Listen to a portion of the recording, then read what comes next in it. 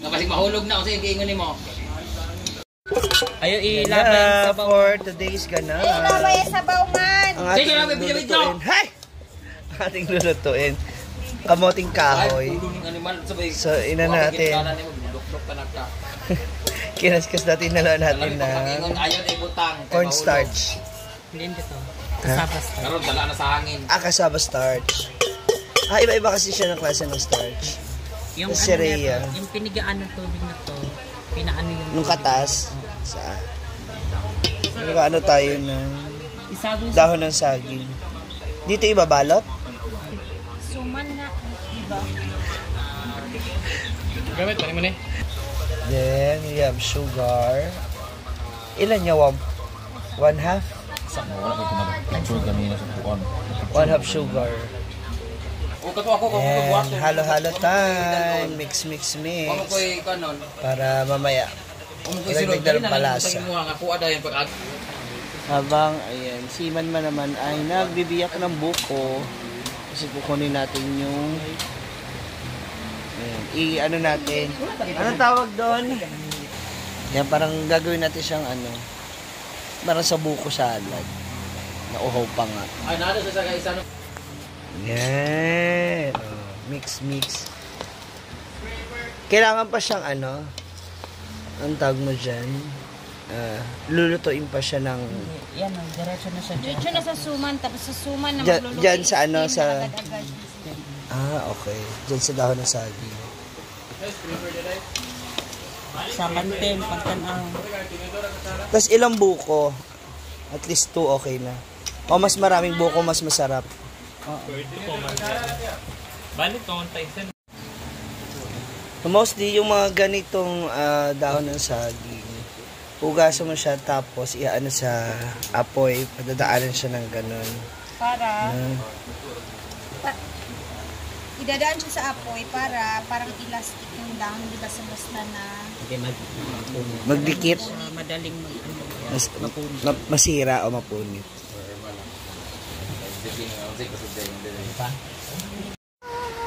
May sukat din yung dahon. Para siyang gagawing suman ang style. Sa amin sa Pangasinan kasi kapag may nyog, tupig na ang tawag doon. Shoutout dyan sa mga taga Pangasinan, dyan sa Manawag, tsaka dyan sa sa Rosales. Marami nagtitinda ng ganito sa amin.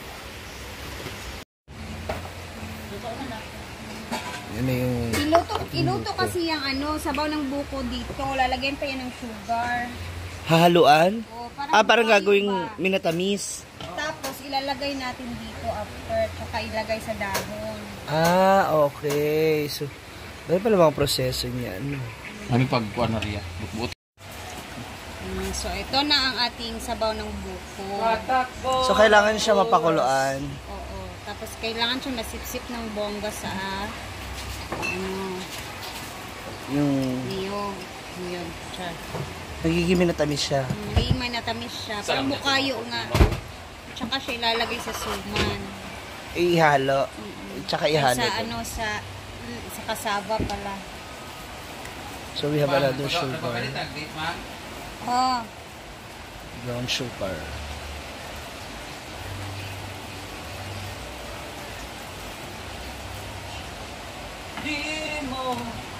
Yeah, so hintayin na natin siya kumulo.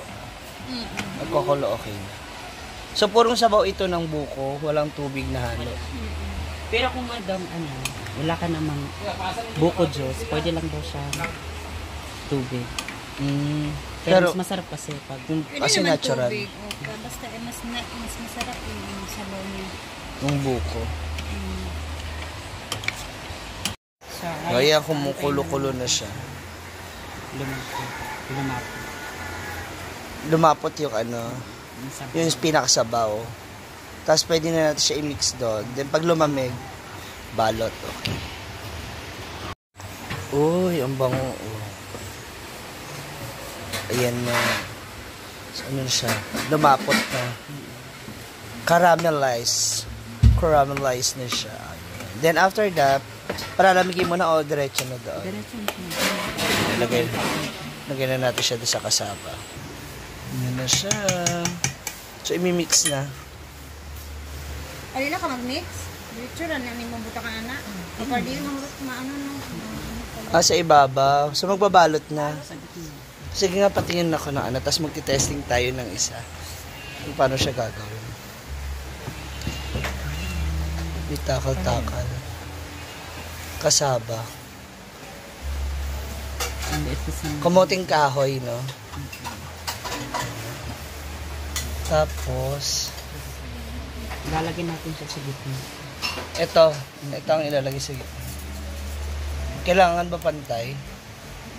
Depende sa sukat ng ano. Nung wrapper. Okay, then,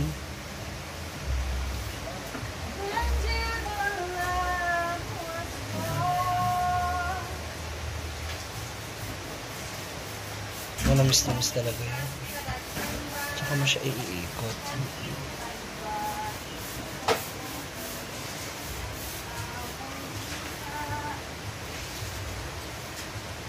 Okay. Then side by side. Kailangan mahigpit. Tsaka siya ilalagay sa steamer. Okay. Let's try it. Okay, so iti-testing natin. Ayun, kasi malaki yung dapat malaki na ito. So, kailangan mo mataba. Kailangan mo lang space. Yung mga boys lang naman mahilig manghingi ng space. Ano, naliyada na nga lang mo. Ito tayo maglalagay na. Time for balot-balot.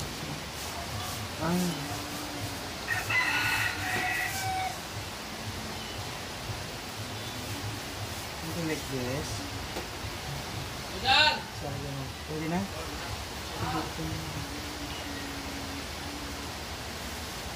Hindi kayo nakaka-umi pag sobrang dami. Hindi. Yan. Okay na ba to? Or... Ano mo yun? Uy, nagugas ako ng family. Huwag kang ano man sige, hindi ka nag-uga. Siyempre para may additional flavoring. Pwede na to. O, dagdag lang. And then, iikot ko siya. Isang ikot lang ba?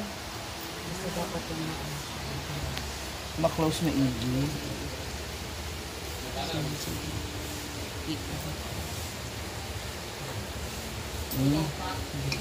Okay. Ikot. Ang taba nung akin. kahit na sa akin mo. Tapos, dapat punasan yung dulo ng kasama. Siya din! Taba! Ito si Rhea, oh. Eto, tinitinda nyo rin to noon dito sa inyo. Magkano yung ganito noon? Ano, 10. 10 piso? Meron din pag Depende sa laki. yung plain, yung walang palaman, 5 piso lang. Testing pa tayo sa iba. This is it! Wow! So, ayun na. Ay! Taray! Subuan!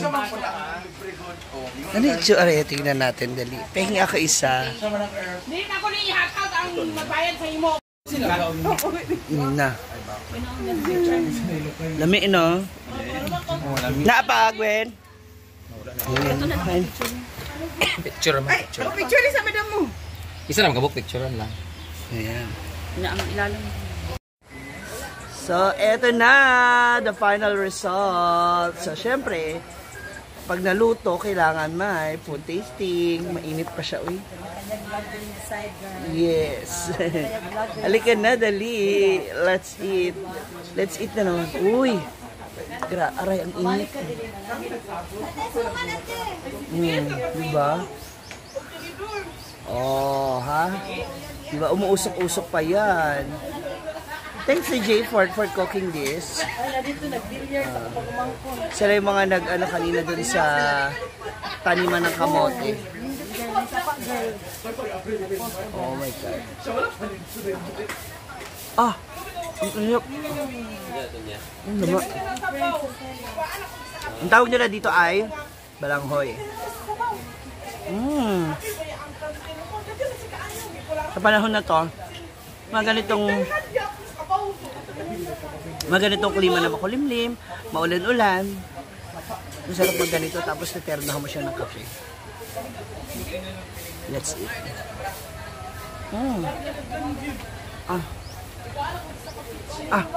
Ingat. Love it.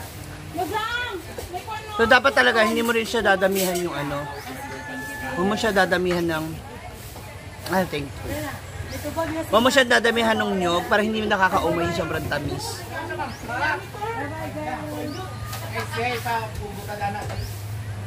Kasi matamis na yung ano. Yung kamote. Ang circumference. Nabot din siya 118K.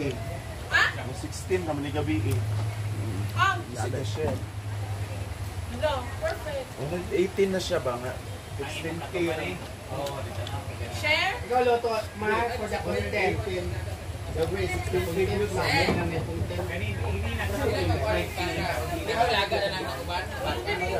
Pwede naman.